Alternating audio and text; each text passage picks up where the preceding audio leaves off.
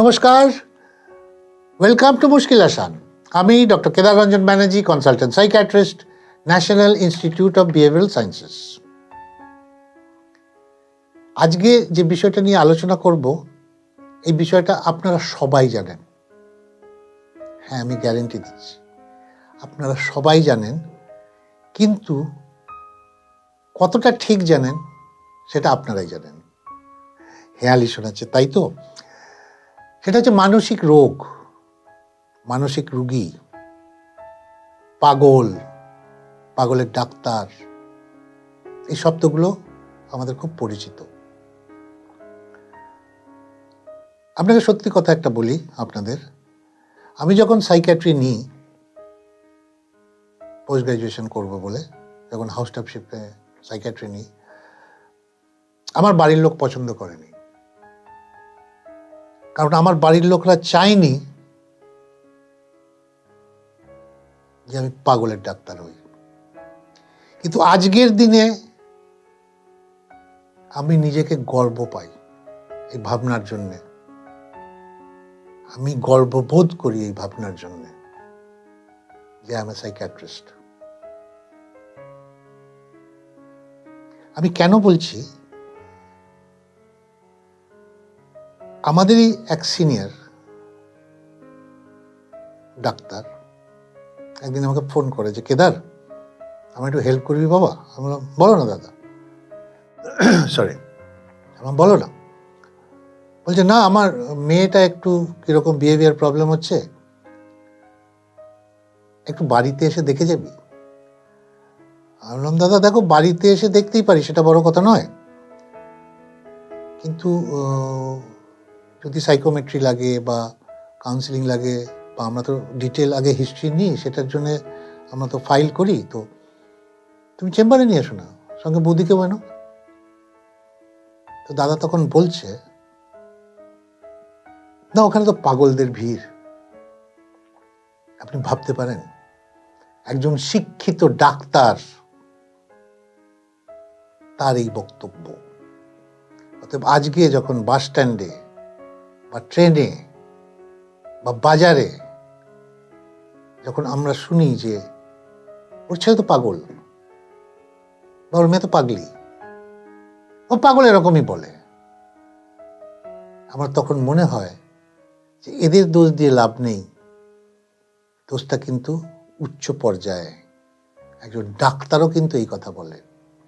তো আজকের এই প্রোগ্রামটা আমি এই কারণেই, কোনো রোগ আনিনি, ওভারঅল সাইকিয়াট্রি নিয়ে একটু আলোচনা করব, যে আমাদের কিন্তু এই জিনিস থেকে, এই ভাবনা থেকে বেরিয়ে আসতে হবে। কারণ আজকে যারা আমার এই প্রোগ্রাম শুনছেন, তার 5 to 7% বাড়িতে কিন্তু একটা করে মেন্টালি সিক পেশেন্ট আছে। নয় তারা চিকিৎসা পায়, আর তা নইলে লজ্জায় তাদের চিকিৎসা করানো হয় না। আমি সেই তাদেরকেই বলছি, যাদের বাড়িতে মানসিক রোগী আছেন এবং তাদেরকে চিকিৎসা করানো হচ্ছে না যে লজ্জায়, যে আমার ছেলে পাগল নয় বা আমার মেয়ে পাগলি নয়। দিন আসছে, রোগের সংখ্যা কিন্তু বাড়ছে, এটা কিন্তু আমরা সবাই জানি। এবং এই অ্যাওয়ারনেসটা, এটাও ঘটনা যে আজ থেকে 30 বছর 40 বছর আগে যেরকম ছিল, আজকে কিন্তু তা নেই। এই অ্যাওয়ারনেস বেড়েছে। এই মেন্টাল হেলথ অ্যাওয়ারনেস নিয়ে আমি ধরুন 35 বছর ধরে কাজ করছি। আমার কাজই হচ্ছে এই অ্যাওয়ারনেস করা। আমি যতটা চিকিৎসা করি তার চেয়ে বেশি বকবক করি, অ্যাওয়ারনেস করি। অ্যাটলিস্ট এই অ্যাওয়ারনেসটা হওয়া দরকার। আপনারা আজকে যারা শুনছেন, তারা একটা জিনিস জেনে রাখুন, যে যেভাবে কার্ভটা উঠছে মেন্টাল ডিসঅর্ডারের, এখন কিন্তু 2 নম্বরে আছে। প্রথম হচ্ছে কার্ডিওলজিক্যাল, হার্টের, সেকেন্ড হচ্ছে মেন্টাল। অতএব যারা মানসিক রোগকে ভয় পান বা লজ্জা পান দেখাতে, দয়া করে এখান থেকে বেরিয়ে আসুন, প্রফেশনাল হেল্প নিন। এখন আর কিন্তু ঘুমের ওষুধ দিয়ে চিকিৎসা করা হয় না। আপনারা তো ভাবছেন অনেকে যে ডাক্তারবাবু এত সব বলছেন, আপনারা তো ঘুমের ওষুধ দিয়ে চিকিৎসা করেন, আমি সারাদিন ঘুমিয়ে থাকি। ব্যাপারটা তা নয়। আজ থেকে 35, 40, 50 বছর আগে তখন এত ওষুধ ছিল না, এবং তখন যে কটা ওষুধ ছিল তার বেশিরভাগেরই সাইড এফেক্ট সেডেশন ছিল, যে কারণে ঘুম ঘুম ভাব থাকতো। আজকের দিনে দাঁড়িয়ে আজকে ওষুধ খেয়ে কিন্তু ইন্টারন্যাশনাল ফুটবল টিমে ফুটবল খেলছে, আজকে ওষুধ খেয়ে ইন্টারন্যাশনাল ক্রিকেট টিমে ক্রিকেট খেলছে, আজকে ওষুধ খেয়ে গাড়ি ড্রাইভ করছে। আর কি চান? আজকে আপনাদের ডায়াবেটিস হলে লজ্জা পান না, হাইপার টেনশন হলে লজ্জা পান না, জিভের তলায় ওষুধ দিতে আপনাদের স্ট্যাটাস সিম্বল হয় ওটা। আমার তো হার্টের রোগ, বা সকালবেলা আমি একটু ইনসুলিন নিলাম, এগুলো স্ট্যাটাস সিম্বল। কিন্তু জানেন কি, যে রোগগুলোর কথা বললাম এখানে সারা জীবন ওষুধ খেতে হয়। whereas সাইকিয়াট্রির যে রোগগুলো আছে, যদি ঠিক মতো ট্রিটমেন্ট করানো হয়, ঠিক মতো ফলো আপ করা হয়, ঠিক মতো কাউন্সিলিং করানো হয়, এবং ঠিক মতো রেসপেক্ট দেওয়া যায় রোগটাকে, একটা সময় আসে ওষুধ টেপার ডাউন করে বন্ধ করা হয়। আমি মাসে 3 থেকে 5 জনের ওষুধ কমিয়ে বন্ধ করি। It is possible. আমি জানি আপনারা ভাবছেন যে ডক্টর ব্যানার্জি আজকে এইভাবে কেন কথা বলছে, তার কারণ এগুলো আমার মনে হয় রোগের সঙ্গে সঙ্গে জানা উচিত। অনেকের ধারণা দেখবেন যে ঘুমের ওষুধ দিয়ে চিকিৎসা করায় ডাক্তারবাবু, ওই জন্যই তো আমি ওষুধ খাওয়াই না। তাদের তো উদাহরণ দিলাম। অনেকে আছেন ওষুধের দোকানে গিয়ে জিজ্ঞেস করেন, হ্যাঁ গো এটা ঘুমের ওষুধ নাকি গো? এবার ওষুধের দোকানদার যে ওষুধটা দিচ্ছে, ডিসপেন্স করছে, সে 8 পাস 9 ফেল। তার বাবার ওষুধের দোকান ছিল, বাবা মারা গেছে, সে এখন ওষুধের দোকানে বসে। আর যে প্রশ্ন করছে তার ধারণা হচ্ছে যে যেহেতু তার ওষুধের দোকান, সে ওষুধ সম্বন্ধে ভালো জানে, এবং এই ওষুধের দোকানদার তখন বলছে, হ্যাঁ গো এটা তো ঘুমের ওষুধ, এটা খাইও না। ব্যাপারটা অন্য কিচ্ছু নয়। যে ওষুধটা বন্ধ করলেন ভদ্রলোক, সেটাই আসল ওষুধ ছিল অ্যান্টিসাইকোটিক। এবং এই অ্যান্টিসাইকোটিকের প্রথম কয়েকদিন একটু ড্রাউজি ফিলিং হয়, তারপর ধীরে ধীরে ড্রাউজি ফিলিংটা চলে যায় এবং ওষুধটা কাজ করতে শুরু করে। তার মানে এই ভদ্রলোক, যিনি ওষুধের দোকানদারকে জিজ্ঞেস করেছিলেন, তিনি কিন্তু আসল ওষুধটাই বন্ধ করে দিলেন। এবং এই জিনিসটা কিন্তু ভেরি কমন, সেটা আপনারাও জানেন। এবং শুধু সাইকিয়াট্রির মেডিকেশন নয়, ওষুধ সম্বন্ধে যদি জানতে হয়, দয়া করে ওষুধের দোকানদারের কাছে জানবেন না। যে ডাক্তারবাবু ওষুধ লিখে দিচ্ছে তাকে জিজ্ঞেস করুন। এটা আমাদের কর্তব্য ওষুধ সম্বন্ধে জানানোর। আর নাম্বার 2 আছে ডক্টর গুগল বলে আর একজন আছেন। কথায় কথায় আমরা ডক্টর গুগলে সার্চ করি এবং আমরা পুরোটা পড়ে নিই। এবং ডক্টর গুগলে যখন আমরা পড়ি, তখন তো আমাদের মাথায় এটা থাকে না যে ডক্টর গুগলে যেগুলো লেখা আছে তার 1 to 2% হয়। এবং বেশিরভাগ ক্ষেত্রেই ডক্টর গুগলে আপনি যদি সার্চ করেন, দেখবেন ডেথ অবধি দেওয়া থাকে। তো সেক্ষেত্রে আমরা তো কাউকে কোনো ওষুধই দিতে পারবো না। এবং দেখা গেছে যারা ডক্টর গুগল দেখে চিকিৎসা নিজেকে করান, তাদের কিন্তু আমাদের কাছেই আসতে হয়, সাইকিয়াট্রিস্টদের কাছে।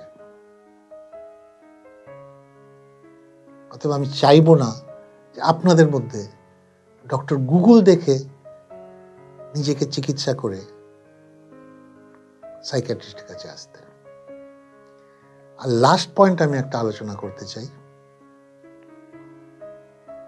সেটা হচ্ছে মানসিক রোগের ক্ষেত্রে আমরা যাদেরকে দেখি তারা সাইকোটিক। মানে মানসিক রোগে 2 রকম মেন ডিভিশন আছে, অনেকগুলো আদার ডিভিশন আছে, কিন্তু মেনলি 2 রকম ডিভিশন আছে। একটা হচ্ছে নিউরোটিক আর একটা হচ্ছে সাইকোটিক। এটা আপনাদের বোঝার সুবিধার জন্য আমি এইভাবে বোঝাচ্ছি। একটা হচ্ছে নিউরোটিক, একটা হচ্ছে সাইকোটিক। নিউরোটিকটা কি? যে সে জানে আমার এই রোগটা আছে। যেমন ডাক্তারবাবু আমি বারবার মনে হয় আমার হাতে ময়লা লেগেছে, আমি বারবার হাত ধুই। ওসিডি, এই ডায়াগনোসিসটা আপনারাও জানেন। তো ওসিডি, অ্যাংজাইটি, এগুলো হচ্ছে নিউরোটিক, মানে রুগী তখন আসে আমাদের কাছে যে ডাক্তারবাবু আমার এই কষ্টটা হচ্ছে, আমাকে মুক্তি দিন, আমাকে ওষুধ দিন। এটা হচ্ছে নিউরোটিক। সাইকোটিকটা কি? যেখানে রুগী নিজেকে মনে করে যে সে সুস্থ, কিন্তু আশপাশের সব লোকজন জানে যে সে অসুস্থ এবং তার ব্যবহার অসুস্থতার লক্ষণ। These are psychotic. আমরা রাস্তাঘাটে এধার ওধার যেগুলো দেখি বেশিরভাগ কিন্তু সাইকোটিক। অতএব সাইকোটিকদের দেখে মানসিক রোগীদের বিচার করবেন না। আর এটাও ঘটনা, 1000 জনের মধ্যে কিন্তু 1 থেকে 3 জন সাইকোটিক রোগী, এবং এই রোগটা যে কোনো সময় যে কারুর হতে পারে, সে বড়লোক হোক, মার্সিডিজ চড়ুক, বা রাস্তার ধারে শুয়ে থাকা এক ভিখারি হোক। আর last but not the least, আমি একটাই কথা বলবো,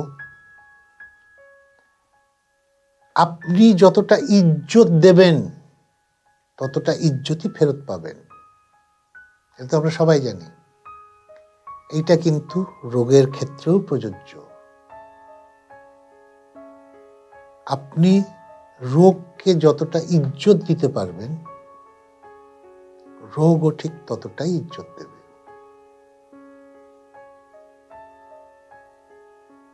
বুঝাতে পারলাম? আজকে কারুর ডায়াবেটিস হয়েছে, ডাক্তারবাবু ওষুধ দিয়েছে, সে ভদ্রলোক ওষুধও খাচ্ছেন, কিন্তু রোজ সকালবেলা বাজারে গিয়ে তপনদার দোকানে গরম গরম 2টো করে জিলিপি খান, ওনার জিলিপি ভালো লাগে। তো আপনার কি মনে হয় ভদ্রলোক রোগটাকে ইজ্জত দিচ্ছেন? আপনার কি মনে হয় কখনো ডায়াবেটিসটা সারাতে পারবেন উনি? সিমিলারলি মানসিক রোগের ক্ষেত্রেও তাই। শারীরিক রোগ আলাদা, মানসিক রোগ আলাদা, ব্যাপারটা তা নয়। দুটোই কিন্তু রোগ, এবং আমরা ডাক্তাররা সবসময় বলি যে রোগকে ইজ্জত দিতে শিখুন। আজকে এইটুকুই থাক, আবার পরের সপ্তাহে কোনো রোগ নিয়ে আসবো। যদি প্রোগ্রামটা ভালো লাগে লাইক দেবেন, শেয়ার করবেন, আর যারা নতুন তারা সাবস্ক্রাইব করবেন। আগামী সপ্তাহে আবার ফিরে আসবো কোনো একটা রোগ নিয়ে। নমস্কার।